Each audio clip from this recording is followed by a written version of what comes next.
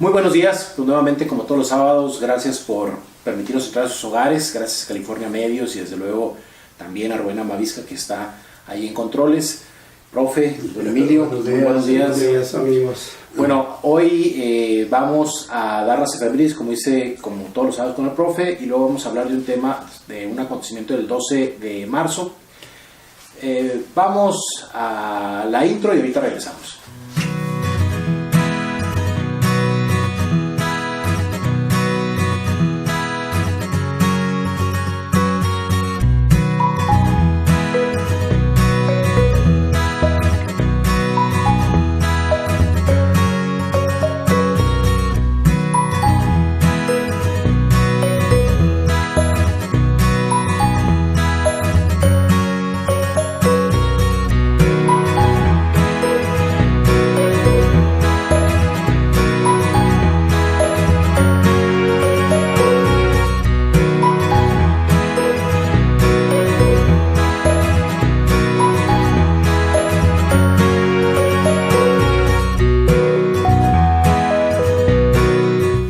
Bueno, pues ahora sí iniciamos, como dijimos, profe, con las efemérides, como todos los sábados, y posteriormente retomamos el tema que traemos ahora. Adelante. Muy bien.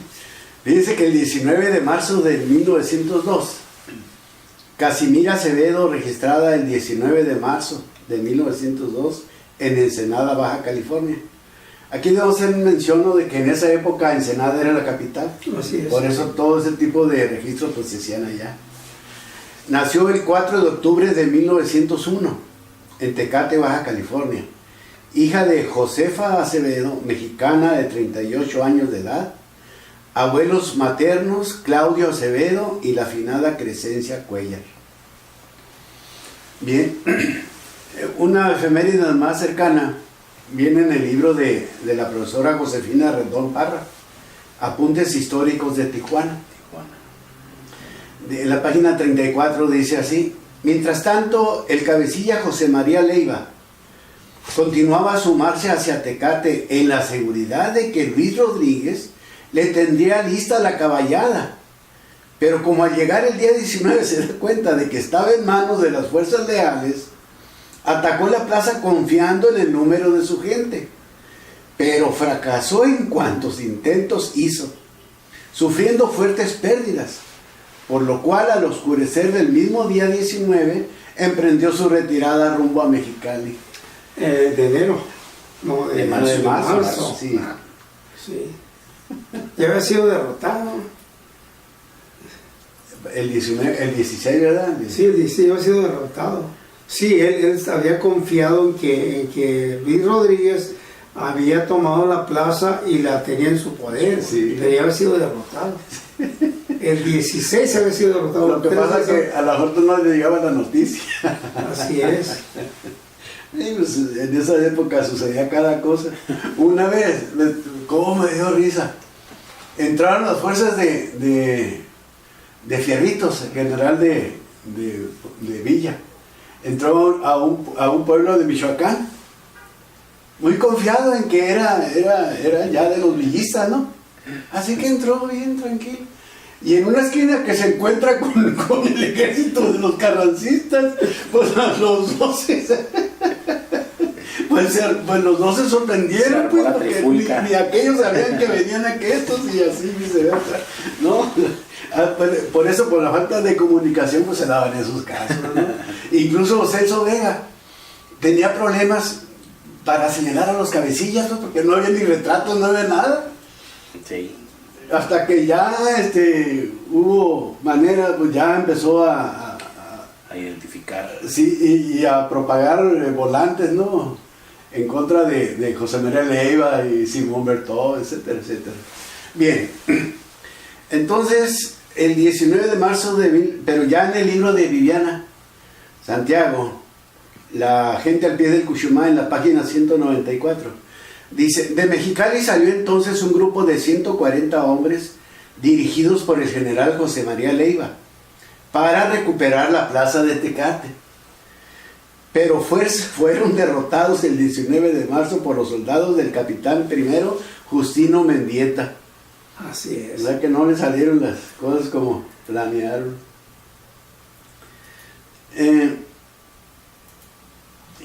También en el libro de Lowell L. Blaisdell, dice en la página 124, dice, el cabecilla José María Leiva se topó con el capitán Justino Mendieta, que comandaba un destacamento de los 8. O sea, aquí está mal, en lugar de decir 8, debería decir 8º batallón, ¿verdad? Pero como así dice el libro, pues así lo dejé. Pero ese error, debe ser el 8º regimiento. Así es.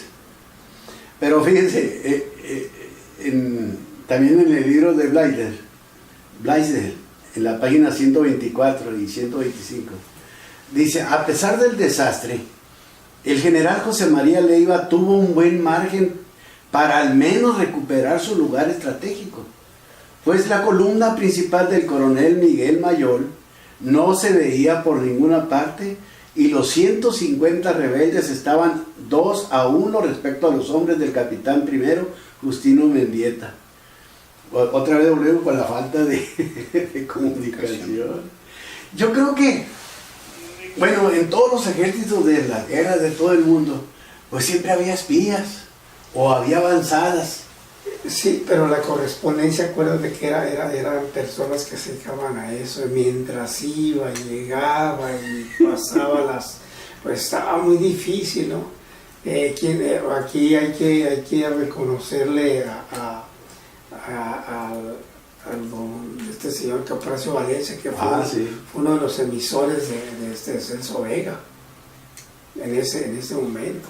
Y además que seguramente eran personas, bajo estas circunstancias, personas que conocían muy bien el terreno, ¿no? Para poderse escabullir ahí por diferentes caminos, ¿no? Sí, los atajos famosos. Sí, los arroyos y y por donde en un momento dado no pudiera venir el enemigo. Es otro de los detalles, ¿no? Sí. Muy importante.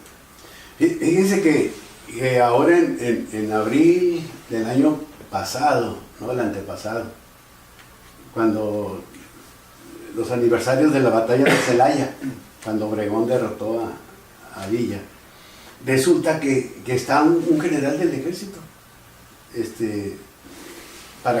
dentro de las conmemoraciones de esas fechas. Él hace una reseña pero bien detallada de cómo fueron las batallas, porque fueron varias. Dicen que es mentira, que erróneamente se le dice el manco de Celaya a Obregón, porque no fue en Celaya donde le volaron el brazo. Sí, porque fueron en Silao, en Celaya, no fueron ahí, nada más en Celaya. Entonces, fíjese qué listo Obregón, porque él había leído, aunque nunca fue a una escuela militar, pero leía mucho sobre estrategia militar. Entonces, y Villa no, pues. Entonces él, fíjese, hizo que el ejército de él se pusiera de tal forma que los surcos, porque eran sembradíos, eran terrenos de cultivo. Sí, de cultivo. Entonces, Obregón se puso de tal manera que los villistas tenían que atravesar los surcos, no les quedaban paralelos. Así que tenían que brincar, pues, y se tropezaban como quiera que sea. La caballería, pues, ¿cómo? Pues también, bueno, o sea que Obregón ocupó todos esos detalles. Y Villa, pues no, por eso lo derrotaron. Pero pues está... Es igual brincar que correr, parejo, ¿no? Saltar, ¿no? Sí, está difícil.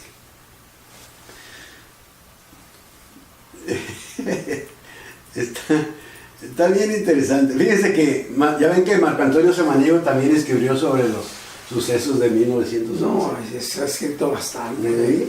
Nacionalismo y revolución.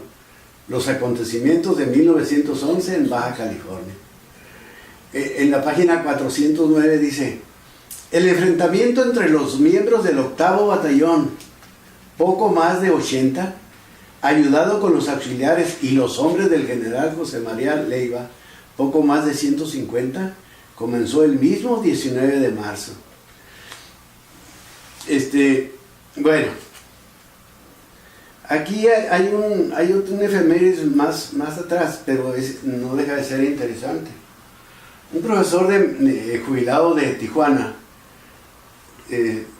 pues igual que yo, ya de jubilado, le dio por la historia y escribió un libro que ese lo compré allá en el Golfo Santa Clara. Lo tienen en el restaurante donde llegamos a desayunar, ahí los tenían. Me llamó la atención y los compré. Pues dice que en el tomo 1, fíjese lo que dice. El profesor es Federico Iglesias Serafín. Hay veces que he escuchado su nombre por ahí. Porque el Golfo de Santa Clara originalmente se llamó Puerto Isabel. Y así se llama el libro, Puerto Isabel, un puerto norteamericano en tierra mexicana, 1864-1878. En el tomo, son 2 tomos, en el tomo 1, en la página 35 dice: en el domingo de Ramos, 20 de marzo de 1701, los padres Eusebio Francisco Quino y Juan María Salvatierra y Visconti, queriendo conocer toda la región en que destinaban sus empeños, se encaminaron hacia el río Colorado acompañados de 10 soldados y algunos indios. Fueron por el camino pegado a la costa del mar de Cortés, el mar de Cortés. Pasaron hacia el poniente sobre los medanales al sur de los picos del volcán de Santa Clara. Lo entre paréntesis dice el Cerro del Pinacate. ¿Sí? Yo hace poco fui, de veras que es impresionante. Sí, parece un paisaje lunar. El libro de don Gumersindo Esquer, precisamente se llama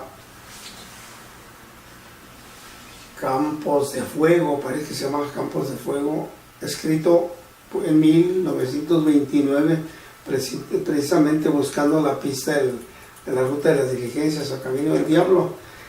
Precisamente habla de esos lugares y de unas cosas, pero la verdad interesantísimas. Habla también de Joaquín Murrieta, de lo que andaban buscando precisamente unos buscadores de tesoros, pues, ¿verdad? Y dice que tiene bastantes cuevas ese cerro, no sé si está muy interesante, está muy bueno el libro ese. Sí, está súper.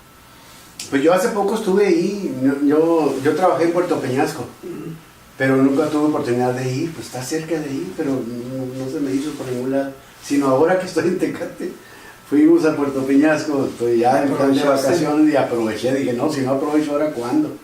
Y sí, es una maravilla ese lugar, hay cuenta que está en un paisaje lunar, por eso de ahí sacaron algunas tomas, cuando alunizó los norteamericanos en la luna, que se iba la imagen, ponían paisajes del Pinacate.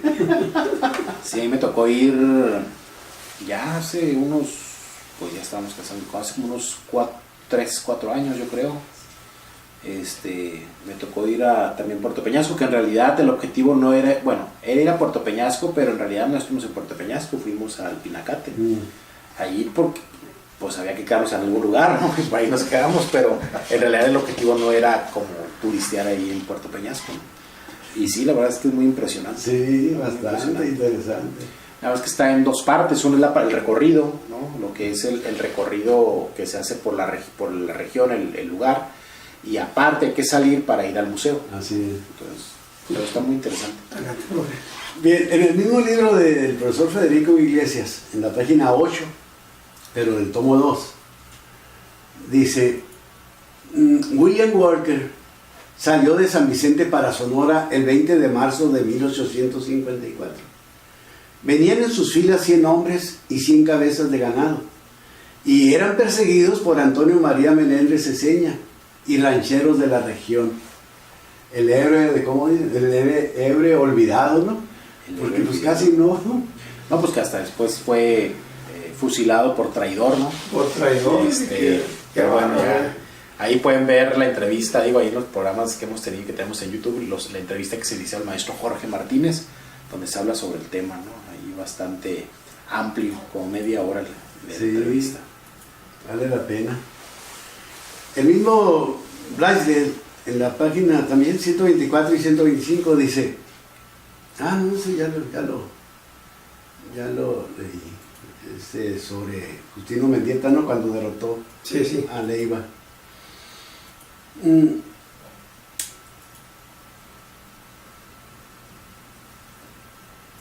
Fíjense, de veras que en esa época todo era bien difícil. Fíjese, ahí le da un ejemplo. En el libro de Samaniego, Marco Antonio Samaniego, en las páginas 402 y 403, dice, el 20 de marzo, estamos hablando de 1911, ¿no? El 20 de marzo, 2 semanas después de su llegada, el coronel Miguel Mayor informó al secretario de guerra que no se iría a Ensenada hasta no recibir los haberes de abril y mayo por adelantado, salvo lo que disponga esa su superioridad. Hubo una vez que los mismos soldados se rebelaron. No hay haberes, no hay combate. Sí, lo que pasa es que era muy tardado a veces el que llegara los recursos, ¿no? Por diferentes razones, pero principalmente pues por lo difícil las travesías, pues vaya. Entonces, y era por mar también, y muchas veces no valía. Así es, entonces... Aquí viene algo de lo que comentabas hace un momento, Héctor. Dice, a partir de las observaciones que ahí se hacen, todo indica que la impericia del general José María Leiva y el no conocer los puntos vulnerables que le ofrecía la topografía conllevaron a la victoria militar del capitán primero Justino Mendieta. Sí. Pues sí, si no conocían. Así es, si no conocían el terreno, pues era... Por eso también el de enviar a veces a la que le llaman la avanzada, ¿no? Primero pues para ir viendo el terreno, y segundo pues también ir sondeando ahí qué se van a encontrar o qué hay adelante, ¿no? Pero una parte pues conocer el terreno. ¿Sí? Yo creo uno de los triunfos y derrotas del invasor fue la siguiente, ¿no?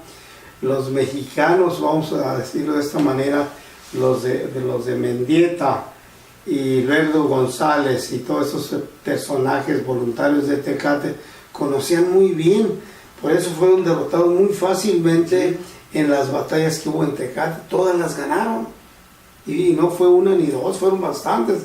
Fueron las del Carrizo, varias, las de la Hacienda de San Valentín, la última del 20 de mayo, creo que más o menos por ahí andamos en esa fecha, que fue en la Cantú, en el Cerro de Cantú, ahora llamado Cerro de Cantú, porque en aquel entonces todavía no figuraba Cantú en Tecate, en la península. Sí, todavía no llegaba. Así es. Y por cierto que les comento algo, yo en ese cerro me encontré un casquillo de esos grandotes de 1888. ¿Qué es lo que sucede? El parque en aquellos años, en el siglo XIX y gran parte del siglo XX, los casquillos, las balas eran fechadas. Así eran fechadas. La fecha. El año. El año, sí, por ejemplo, en mi tierra, como también por ahí estuvo lo de la Revolución, me encontré una completita de 1921, y aquí en el Cerro de Cantú me encontré una de 1888. Entonces eso nos da más veracidad al caso ese, ¿no? Que hubo una batalla en el Cerro de Cantú, que es ahí arriba del Seguro Social. Ahí me lo encontré. ¿Arriba de dónde? Ahí en el Cerro de Cantú, el cerro que está en el Seguro Social para arriba. En la Esteban Cantú, ahí. Y me la encontré, bueno, les digo cómo, porque yo, toda la piedra que, con todo respeto, que tiene en mi casa, y ahí la saqué de ese cerro. Estaba solo, y ahí me encontré el casquillo. Sonó bien finito, era muy buen material antes. Sonó bien finito, ahí ando buscando, no sé qué, una moneda, un casquillo.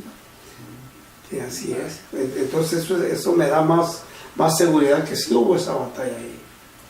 Yo creo que la última no, porque ya estamos ocupando bastante para el efemérides. Marco Antonio Samaniego, en la página 410, dice: San Diego Evening Tribune, abiertamente en contra de los insurrectos, predijo que el destino del movimiento quedaba marcado por esa derrota y que pronto acabarían las depredaciones de los bandidos que asolaban la Baja California. Así los tildaban, pues. Ahora ya se les llama filibusteros, pero Celso Vega hasta marzo les empezó a decir filibusteros, pero en realidad se llamaba revolucionarios, liberales, de todo. Sí, tenían diferentes nombres, estaban diciendo, ¿no? Hasta que, bueno, ya al final los filibusteros. Muy bien, bueno. Correcto. Pues si gustan, gracias, profe. A la orden. Muy bien, pues entonces iniciamos con nuestro tema. Aquí don Emilio, aquí les explicará mejor don Emilio, pero era un tema que teníamos programado para el sábado anterior, pero bueno, por ahí por cuestiones técnicas y de tiempo y de trabajo, bueno, no fue posible, pero lo retomamos ahora porque nos parece un tema interesante, ¿no, don Emilio? Sí, yo creo que es interesantísimo por lo siguiente. Cada vez que van pasando los años, los tiempos se nos van muy rápido. Y la verdad es que cada vez preocupa más dónde va a quedar la historia. ¿Qué ha sido de la historia de tanta gente sacrificada? Porque las hubo. Y en este caso, el 12 de marzo, yo creo que es una fecha, un día que no debe ser olvidado precisamente en nuestro pueblo mágico, ¿verdad? Dado que ese día precisamente, bueno, pero antes de entrar de lleno al tema, previo a esa fecha hay que entender lo siguiente.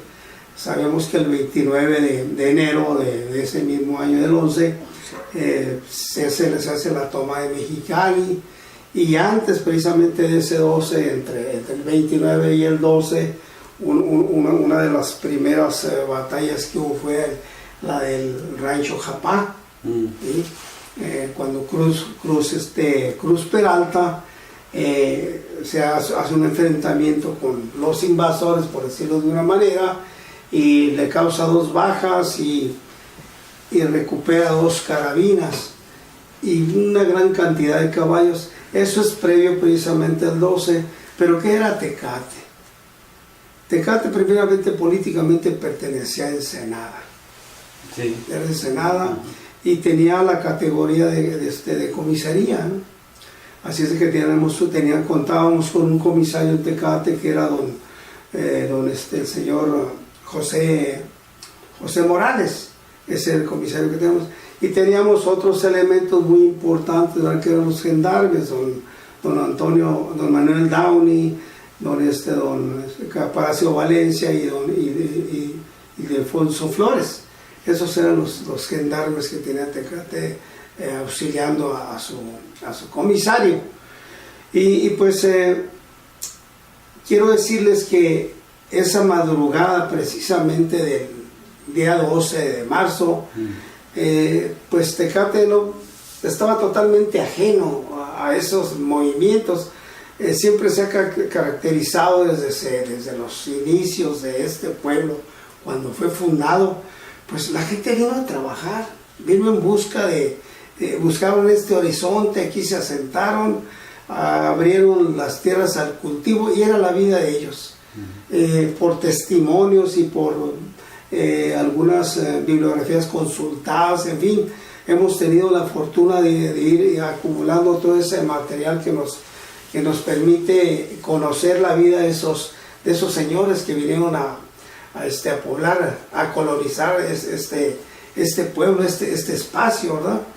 Entonces, esa madrugada, pues sorpresivamente Luis Rodríguez encabezando un grupo de 35 personas, y quiero decir lo siguiente, yo creo que estos mercenarios, no se les puede decir de otra manera, fueron preparados en el Cajón, California, y la primera plaza que se les ocurrió, o que ya junto con el señor José María Leiva, que precisamente hace un momento tocaron el tema, que él pensaba que Tecate ya estaba en manos de su grupo, ¿no? De su gente. Y ya precisamente ya para la fecha, pero para esto ya era la fecha en 1919, ya era el 19 de marzo, pero no contaban con que el día 12 que ellos llegan aquí, sí efectivamente el pueblo queda en manos de ellos. ¿Qué es lo por qué fueron sitiados y dominados? Pues precisamente porque no hubo quien les hiciera resistencia. Tecate tenía 116 habitantes, lo que viene siendo lo que en el futuro sería lo que es el centro urbano, por decirlo de esta manera, ¿no? Eran 67 hombres y 49 mujeres, mientras 522 personas vivían en los ranchos. Precisamente fue una de las razones por las que no hubo quien por lo menos se opusiera en algo. Y así sucedió, ¿no? Entonces el señor José Morales lo que hizo fue lo siguiente. Él se recorre hacia el Cañón de Cancio, un cañón de Cancio que era una posta allá en el siglo XIX. Queda un poquito, unos kilómetros adelantito del Valle de las Palmas, entre el Valle de las Palmas por el cañón precisamente de Cancio y el Testerazo. Hay un cañón muy interesantísimo, muy rico, ¿verdad? Que por cierto la posta de Cancio todavía está ahí. Esa posta de Cancio, quiero decirles que era un lugar de descanso y de remuda de caballos cuando las diligencias pasaban de Tijuana para ese rumbo del Castillo, ¿verdad? Entonces ahí se entiende que en 1911 sí había comunicación, y lo que hace el señor don José Morales, se recorre ese lugar para dar parte a sus superiores. No sin antes haber preparado el retiro de la gente de Tecate. Quiero decirles que a mí me llama mucho la atención esto, y yo creo que más que celebrar, más que conmemorar y decir algo de la historia de Tecate en ese sentido, para mí, yo creo que es un día y es tema para reflexionar. ¿Qué es lo que se les debe a esa gente? ¿Qué es lo que se puede hacer por esas gentes? Y lo digo de la siguiente manera, ¿no? Porque gran parte de estar viviendo nosotros en un pueblo pacífico, porque todavía lo tenemos, obedece a muchos enfrentamientos, no solamente del 11, sino desde 1854, como decía el profe, la invasión de 1854. Y por ahí hay otra que hoy precisamente estaba consultando, que también en 1870 y tantos, 80 y tantos, por ahí algo que no pude asimilarlo para decirlo con mucha precisión, pero también hay algo por ahí. Lo que sí es cierto que desde 1854, y cuando los tecatenses vieron en peligro de que les quitaran sus tierras cuando se reúnen y mandan un oficio a las autoridades centrales, caray, te das cuenta que de veras sufrieron bastante para hacer de Tecate familias de arraigo. Muchos no soportaron, muchas sí se fueron. Y las que quedan, pues esto es con lo que nosotros muchas veces trabajamos, y aquello que se escribió,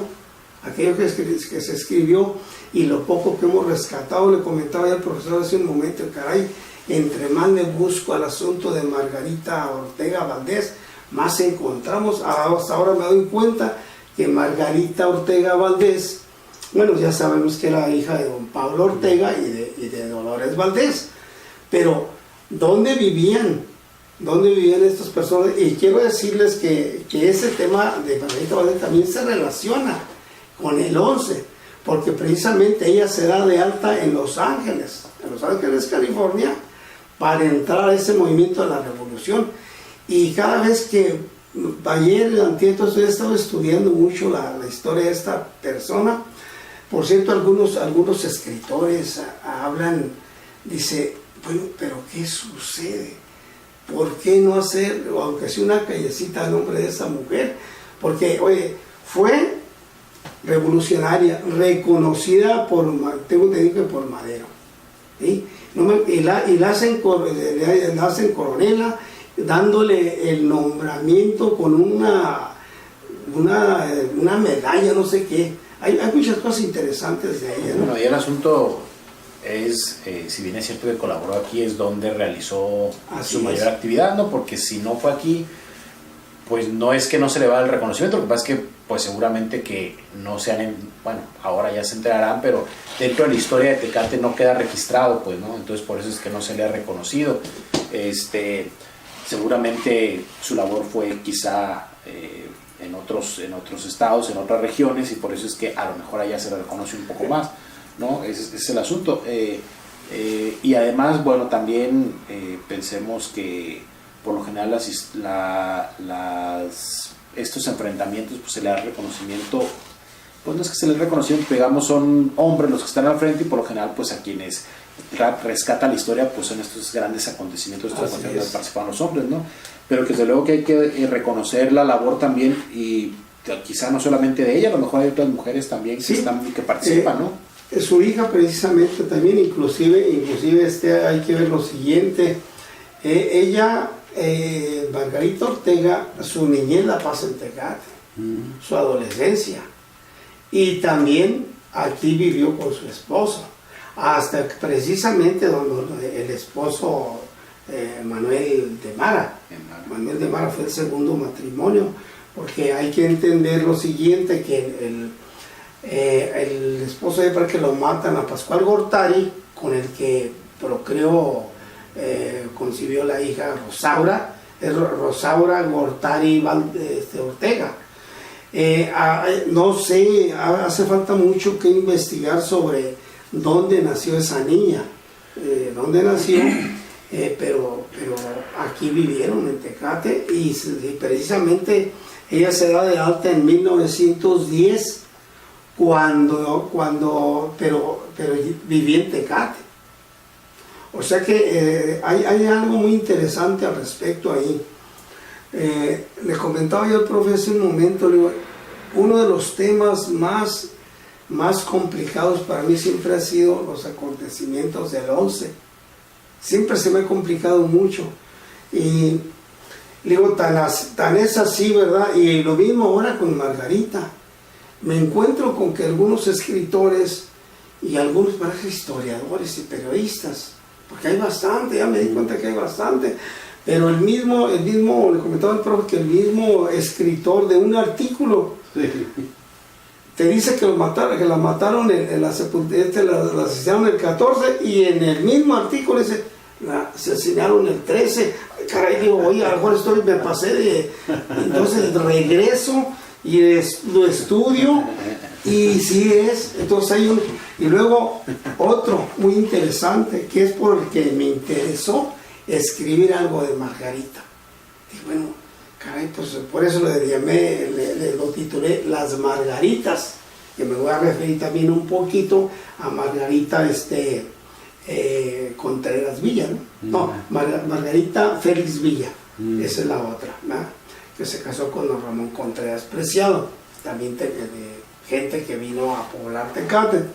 Entonces me doy cuenta que al leer yo ese artículo, que esa entrevista es de 1920, que le hicieron a una sobrina de Margarita, en 1920, pero allí dice que nació cerca de San Diego. Ajá. Y también se cree que nació, en el mismo artículo nos dice que nació en Mexicali. Pero bueno, pues entonces aquí estamos jugando, ¿no? Tiene bastantes, ¿eh? ¿Qué es lo que hay bueno aquí? ¿Qué es lo que tenemos nosotros en Tecate? Bueno, pues yo tuve la fortuna de entrevistar a doña Gloria Caraguero, ¿no? Que fue familiar retirado de Margarita Ortega y de los Valdés también. Entonces, esa entrevista que hice hace pues, algunos 11 años, ¿no? Entonces logré tener algo al respecto. Y luego hay también, ahí con el trabajo ese también de don Pablo L. Martínez, ahí viene un poquito. Ahora hay un documento muy interesante que está precisamente en el archivo hoy con ustedes, en el Instituto de Investigaciones Históricas, que le di unas buenas releídas, y es donde me permite hablar un poquito del señor Gortari, ¿verdad? Y donde fue asesinado, ¿no? Entonces, ella a los 2 años, desde luego de su muerte, es cuando Margarita Ortega, en segundas nupcias, se casa con don Manuel de Mara, ¿no? Pues todo eso nos ha permitido conocer un poquito más de la vida de Margarita. Entonces, pero volviendo al tema que nos ocupa, de veras que es interesantísimo, porque es parte del 11. Entonces nos damos cuenta que Justino Mendieta, por órdenes del señor señor Vega, Celso Vega, con 80 hombres se vienen al rescate de la plaza de Tecate. Es cuando precisamente se hace una batalla, que se lee una famosa batalla conocida popularmente como la batalla del Carrizo. Entonces comentábamos, y Héctor dio a conocer algo muy interesante hace un momento, que desconociendo el territorio, pues los tecatenses sí lo conocían.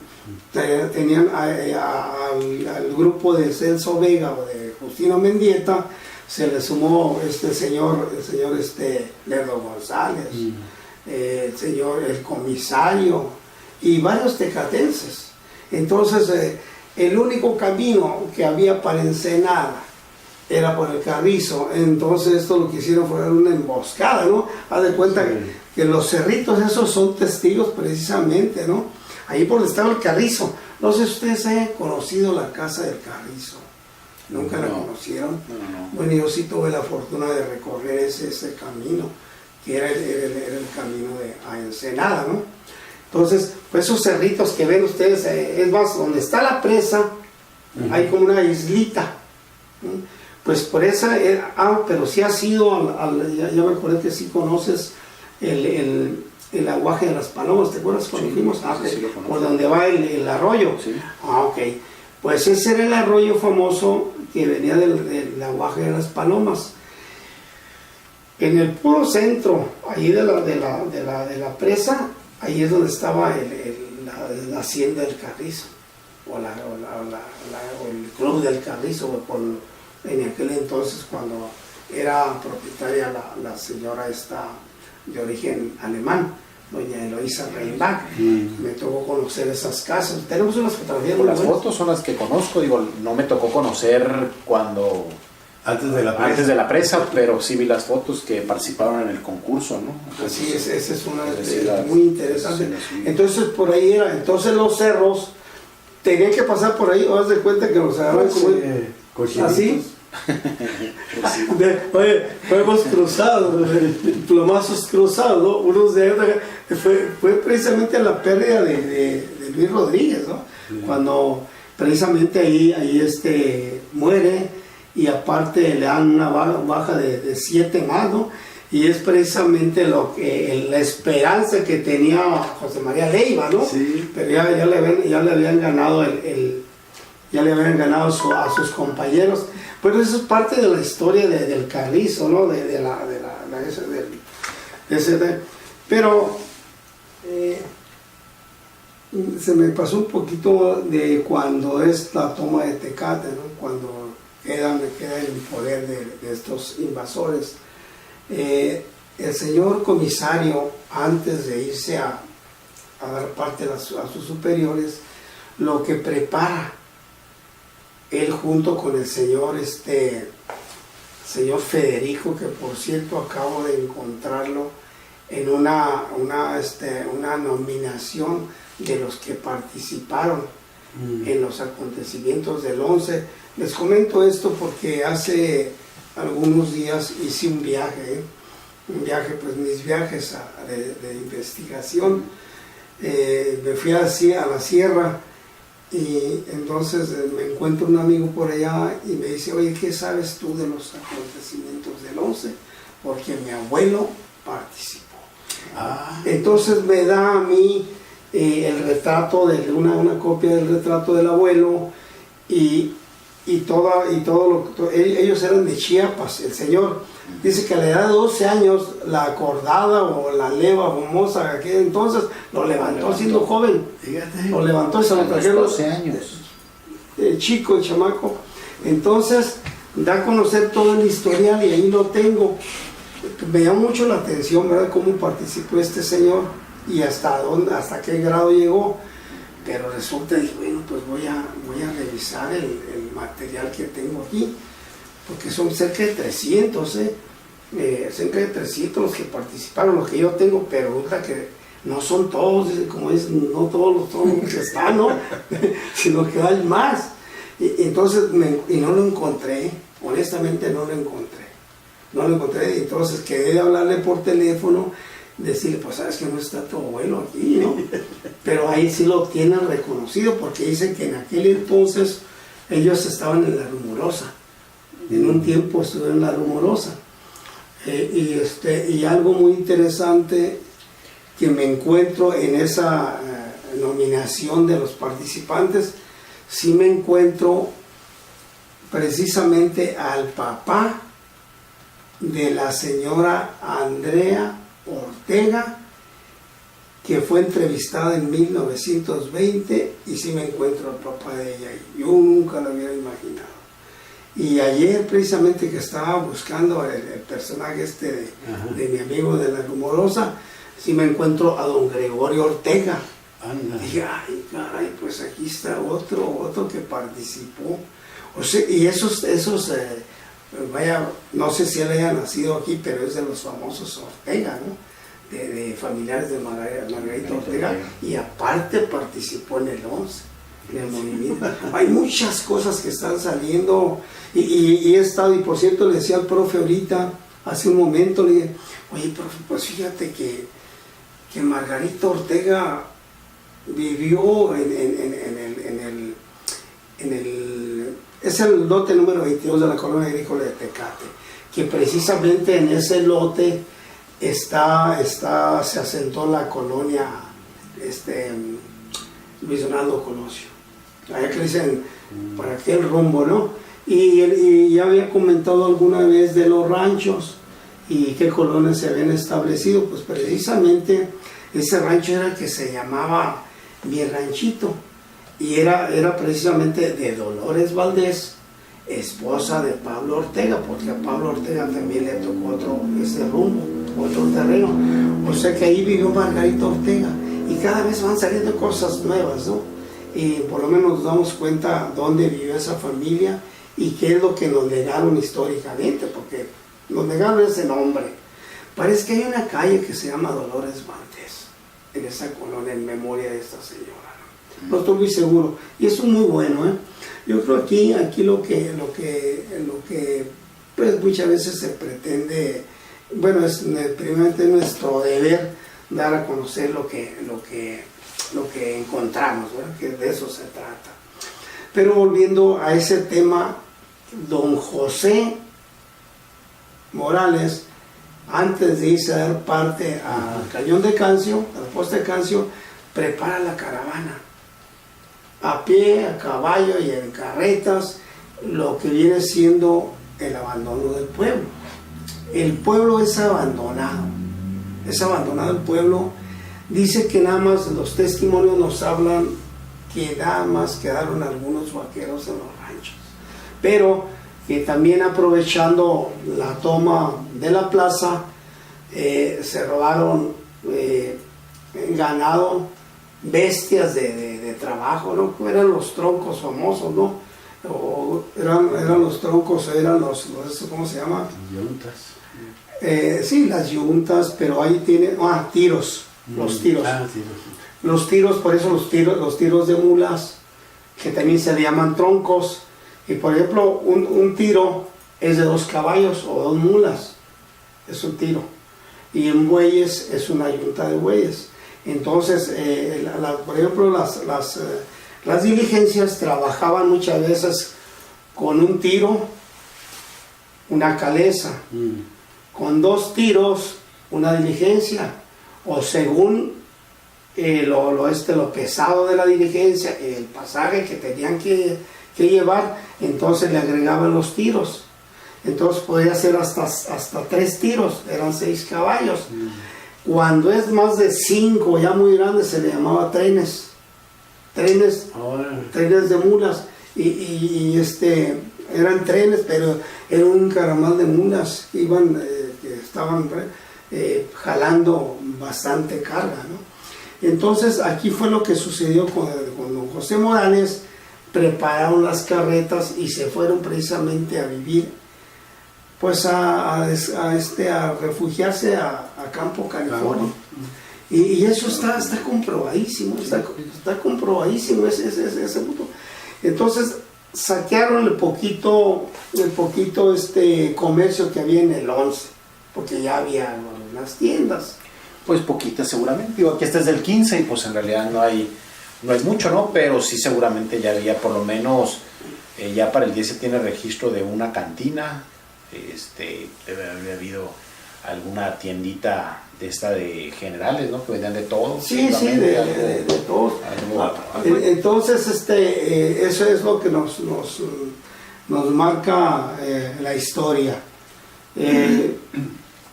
Quema de casas, saqueo en el comercio y robo de ganado. Seguramente lo que robaron, y eso sí lo creo, fue para autoabastecerse, ¿no? Es decir, para comer ellos. El ganado seguramente mataron algunas reses ahí para comérselas, y bueno, dudo que hayan llevado ahí su itacate preparado, ¿no? O más fácil, no sé qué hubiera sido más fácil, a lo mejor llevársela una res, 2 reses para más adelante destazarla, ¿no? En lugar de llevarse la carne como ahí cargando, ¿no? Entonces sí, seguramente que para eso fue más pensando en autoabastecerse y alimentarse y llevar ahí cierto alimento para más adelante.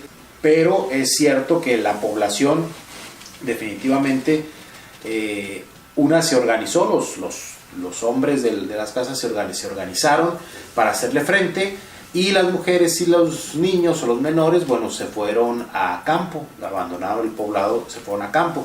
También lo que habría que hacer ahí una acotación, como lo podemos aquí en la imagen, y ya lo dijo don Emilio, en realidad la población de Tecate era muy pequeña, no había 116, si le ponemos 116 de a 4 personas por familia, pues ya nos quedan ahí unas, ¿qué les gusta? 30 familias, ¿no? Más o menos, ¿no? 30 familias, 30 casitas que estuvieran aquí en Tecate, ¿no?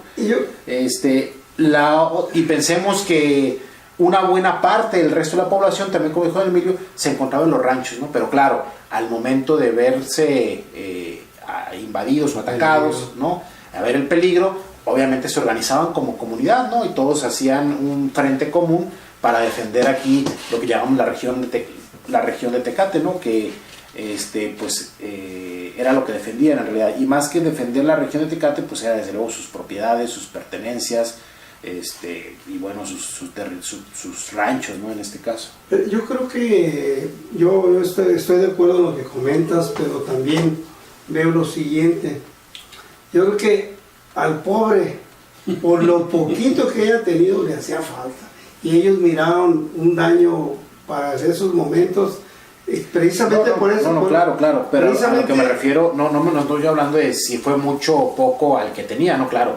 Si yo tengo $1 y me lo roban, pues mi trabajo me costó, ¿no?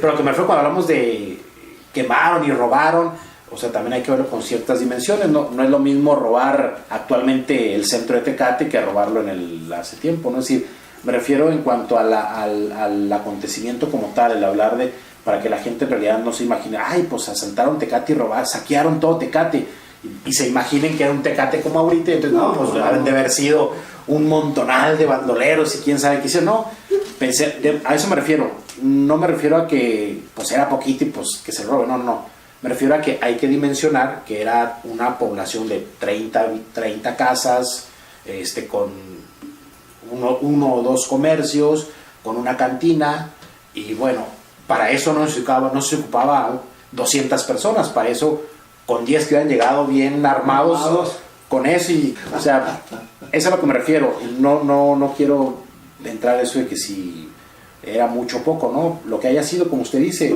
les costó construirlo, les costó hacerse sus propiedades, les costó tener sus vaquitas, les costó tener su cosecha. Así es. Eso les costó definitivamente, ¿no? Y yo creo que habría que ver las dimensiones. Aquí está muy claro qué es lo que tenía Tecate. No creo que haya cambiado mucho del 11 al 15 que está aquí. No, creo que, sí, porque si vemos los censos nos damos cuenta que no aumentó mucho al 20. Aquí estamos en el 15, ahí se ve luego la dimensión, qué casas tenían y qué había. Otra cosa muy importante, yo creo que habría que ver ese documento de Pedro B. Estrada, que es precisamente, él es el que escribe. Él era en ese entonces, en el 11, él era el encargado de la colonia, Pedro B. Estrada. Él es el que escribe, da a conocer a las autoridades centrales en la pobreza que quedó Tecate, aparte de la que ya había. Ya había, claro. Ese es el asunto, eso es lo que tenemos que... También habría que leer con cierta lupa este documento, ¿no? Al final de Sí, cuentas claro. es el encargado, y obviamente no le va a decir al gobierno federal que están en la opulencia, pues si lo que No, quiere es que les mande no. recursos, ¿no? Bueno, Entonces hay que decir que estábamos pobres y quedamos más pobres para que nos mande dinero, para que nos mande cosecha, para que nos apoyen, ¿no? Así es. Pero de que Tecate, digamos, yo no sé si pobre, pero digamos que la población vivía de su trabajo, ¿no? A Así final de es. cuentas. Vivía de su Eran trabajo y eran agricultores, agricultores, ¿no? Entonces, bueno, pues que lleguen y lo saquen, aunque le roben un costal de maíz, pues si era el costal que tenían ahí de reserva para el invierno, pues, oye, ya pesa, ¿no? Como que dicen, ay, pues ya me dejaste sin comer el invierno, ¿no? Entonces, eso sí es importante mencionarlo, ¿no? Desde luego, que era una población que tenía pequeña, pero que vivía de su trabajo en la agricultura, ganadería poca en todo caso, pero básicamente era agricultura, ¿no? Así es. De lo que subsistían. Entonces, el que lleguen este grupo de salteadores, o como le quieran llamar, desde luego que si venían bien armados y los agarraron descuidados porque no los esperaban, pues fácilmente los pudieron saquear y dominar, ¿no? Sí, claro. Lo que no esperaban pues era la respuesta, ¿no? Entonces, que es a final de cuentas de lo que estamos hablando, de lo que está hablando Emilio, de esta respuesta que bien, eso es en cuanto a lo que escribe Pedro Estrada, ¿no? Encargado de la colonia agrícola de Tecate. Hay que ver lo siguiente, que durante ese periodo, ¿verdad? Del 29 de enero al 22 de junio, que es cuando una es la toma de Mexicali, la plaza, pues, la plaza de Mexicali, y la otra es la recuperación el 22 de junio de la plaza de Tijuana, que es el periodo en el que se hace la revuelta en estas regiones. Sí, claro. ¿Sí? Y a Tecate le tocaron bastantes embates, ¿no? Por aquí le llegaron bastantes. San Valentín varias veces, El Carrizo varias veces, Cantú, Japar y vaya otro que se me Ya no sentían lo duro. No, sí. Pues sí. que además era Y el lugar del paso, ¿no? Efectivamente. Era para el lado del Senado y para el lado de Mexicali, Sí, por pues todos lados, era un lugar obligado a transitarlo. Muy bien. En ese tiempo, ¿no? Sí. Okay. Bueno, igual continuaremos la próxima semana, se nos acabó el tiempo, apenas estamos empezando con lo bueno, pero bueno. Bueno, pues nada más sí vamos a decirlo de los que murieron. Pues adelante, si gusta decirlo, la próxima semana, no sé si lo quiere dejar en suspenso. Lo dejamos en suspenso. Lo dejamos en suspenso y retomamos el tema la próxima semana, porque que hay es tema, muy interesante. hay tema todavía para bien. Bueno, pues con esto damos por terminado el programa, vamos a continuar la próxima semana ya con algunos nombres para que ahí a lo mejor es pariente, ¿no? Entonces, lo vamos a dejar para la próxima semana. Va a ser un poco, pero sí lo vamos a dar a conocer si se puede. Bueno, muy bien, bueno. Don Emilio, muchas gracias, profe, muchas gracias. A usted le agradecemos nuevamente por sintonizarnos y nos vemos la próxima semana, no sin agradecerle desde luego a California Medios y a Rubén Amavisca que está ahí en controles. Gracias y que tenga buen fin de semana.